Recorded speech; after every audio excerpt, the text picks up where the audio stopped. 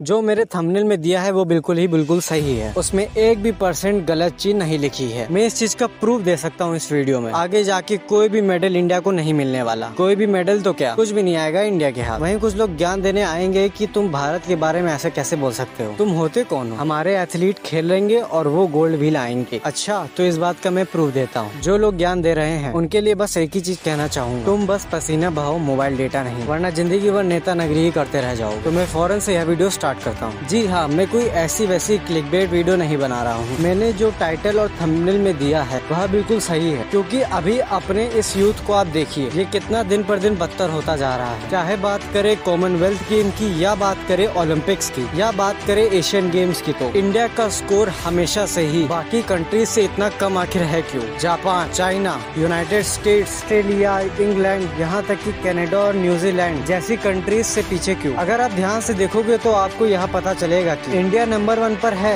नहीं, सच में India number 1 पे है। मैं बताता हूँ ना, इंडिया नंबर 1 पे है पॉपुलेशन पे, स्ट्रेंथ में, वाटर पोल्यूशन वेस्टेज में, लिटरेसी में, राजनीति और नेता नगरी में। नहीं, मैं कोई इंडिया का अपमान नहीं कर रहा हूँ। मैं बस वह लिमिटेशन, फैक्ट पॉइंट रख रहा हूँ जिससे इंडिया को भीतर से समझा जा सके। लेकिन मेन मुद्दा यहाँ है, दंगा फसाद हो गया, नेता नगरी हो गई, सही और सही जगह पे न्याय मिलना हो गया, इतनी घपलेबाजी होने लगी, जिसकी वजह से लोगों का अभी खाली यही माइंडसेट हो गया है कि अगर हमारे यहाँ कोई बच्चा है या हम खुद एक स्टूडेंट हैं, सिर्फ पढ़ाई करो, पढ़ाई करने से अच्छी नौकरी मिलेगी, अच्छी नौकरी करने के बाद शादी हो जाएगी और अपने पूरे फैमिली के साथ सुखी परिवार रहेंगे। और ठीक ऐसा एजुकेशन भी डाल नहीं है आजकल के स्कूल कॉलेजेस, जिसमें सिर्फ और सिर्फ एजुकेशन। वहीं अगर सही से देखा जाए तो इंडिया में करीबन 90 to 95 लोगों का सिर्फ और सिर्फ यही माइंडसेट है कि मेरा लड़का या तो डॉक्टर बनेगा या तो इंजीनियर बनेगा। अगर कोई एक और फील्ड निकल के आती है तो मैं उसको बिजनेसमैन बनाऊं। स्पोर्ट्स क्या है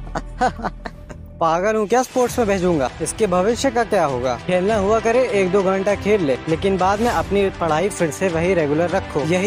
यही माइंडसेट तो लोगों को चेंज करना है। और अगर आप इन माँ बाप या फिर कोई भी ऐसा गाइडेंस है उनसे बोलो कि एजुकेशन है इम्पोर्टेंट, मैं मानता हूँ, लेकिन स्पोर्ट्स भी उतना ही इम्पोर्टेंट है। अगर इन लोग को बोले कि ऐसा माइंडसेट थोड़ा चेंज करे, मैं मानता हूँ कि एजुकेशन इम्पोर्टेंट है, पूरी दुनिया को आगे बढ़ना चाहिए, लेकिन उसी के साथ साथ स्पोर्ट्स भी मस्ट कंपलसरी। क्योंकि अगर आप इनसे कहोगे तो ये अंडरस्टैंड करेंगे, लेकिन अपने बच्चे पे नहीं अप्लाई करेंगे, ये दूसरे को ज्ञान देंगे। तो जब 5 साल बाद ओलंपिक आता है, जब टीवी या न्यूज या कहीं पे भी वह सोशल मीडिया से ओलंपिक्स का लाइव मैच देखते हैं, जब कोई से भी फील्ड में इंडिया की टीम जाती है तो उनको प्राउड तो बहुत होगा, लेकिन जब वो हार जाएंगी तब बोलेंगे कि इंडिया को और एथलीट भेजने चाहिए, जैसे चाइना में जाते हैं, जापान में जाते हैं, इंग्लैंड में जाते हैं, ऑस्ट्रेलिया में जाते हैं, तो क्यों नहीं भारत में जाते हैं? अरे भैया, जब अपना माइंडसेट चेंज करोगे, अपने लड़कों को बताओगे कि स्पोर्ट्स भी जरूरी है, अपने फिजिकल अपीयरेंस के लिए, अपने देश के लिए आगे कुछ कर सकता है स्पोर्ट्स में भी। मैं नहीं मानता कि कोई 15 साल का बच्चा या 17 साल का बच्चा 24 में से 23 घंटे पढ़ता हो। कम से कम 2-3 घंटा तो स्पोर्ट्स के लिए कोई आदमी निकाल ही सकता है। यह चीज को इम्प्लीमेंट करेगा नहीं, और चाहते हैं कि इंडिया से ज्यादा एथलीट जाए और ज्यादा से ज्यादा गोल्ड, सिल्वर और ब्रॉन्ज लेके आए। वहीं बात करें, सबसे बड़ा मेन रोल यहाँ आता है कि जो ये स्कूल, कॉलेजेस और ये बचपन से इनको जो एजुकेशन मिलता है, उसमें यहाँ फैसिलिटी बिल्कुल भी नहीं दी जाती है कि अलग से जो स्पोर्ट्स सिस्टम होता है उसको प्रॉपर और रेगुलर में कराया जाए, स्पोर्ट्स को भी उतनी ही महत्व दी जाए। सिर्फ और सिर्फ सिलेबस और कोर्स घसीटना नहीं होता। इसीलिए जो छोटा बच्चा होता है उसके दिमाग में पहले से ही डाल दिया जाता है कि अच्छे से पढ़ोगे तो अच्छे नंबर आएंगे। खेल कूद में कुछ नहीं रखा। मैं ऐसा नहीं कह रहा हूँ कि खेलो ही कूदो खाली। मैंने स्टार्टिंग में भी बताया है कि एजुकेशन है इम्पोर्टेंट, मैं मान रहा हूँ,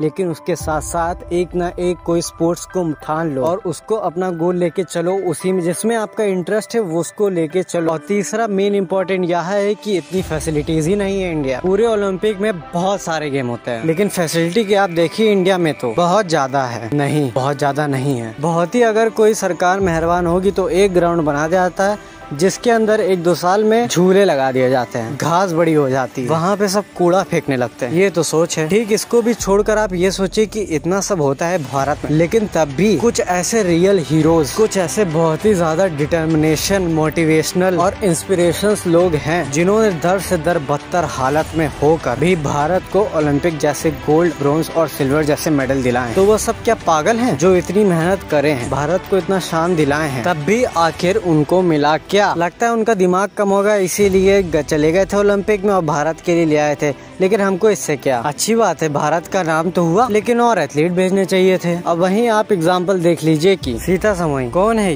ये तो गोलगप्पा बेचती हैं। अरे तो फिर गोलगप्पा बेचती हैं तो उसका हम लोग क्या करें। ये वह रियल हीरो हैं जिन्होंने स्पेशल ओलंपिक्स में 2 बार मेडल अपने नाम किया था 2011 में, लेकिन अभी इनकी कंडीशन क्या है, ये गोलगप्पा बेच रही है अपनी फाइनेंशियल हेल्थ को सुधारने के लिए। अभी ये मुश्किल से दिन भर का 150 से 180 रुपए कमाती हैं अपना पेट और अपने बच्चों का पेट भरने के लिए। वहीं बात करें शांति देवी का भी कुछ ऐसा ही हाल है। आप तो जानते ही नहीं होंगे शांति देवी ये कौन है। 1980 में वुमेन्स कबड्डी टीम की चैंपियन और अभी सब्जी बेचती हैं अपने बच्चों का पेट पालने के लिए। इनके 3 बच्चे हैं, लेकिन उनसे स्कूल छुड़वा रखा है क्योंकि इनके पास पैसे ही नहीं अपने बच्चों को एजुकेट करने के लिए। चलो, आपने सबसे बड़ा फेमस नाम ध्यानचंद का नाम तो जरूर सुना होगा। यहाँ इतने लेजेंडरी थे कि जब ये ब्रिटिश के अंदर रूल में खेल रहे थे तो इनके अपोनेंट टीम्स में यह दावा कर दिया है कि अगर इनके पास गेंद आई तो इनसे लेना नामुमकिन है। जब कोई भी इंडिया के साथ इन लोग का मैच होता था तो 6-0, 7-0, 8-0 जैसा स्कोर मिलता था। इससे प्रभावित होकर आपने हिटलर का नाम जरूर सुना होगा। हिटलर ने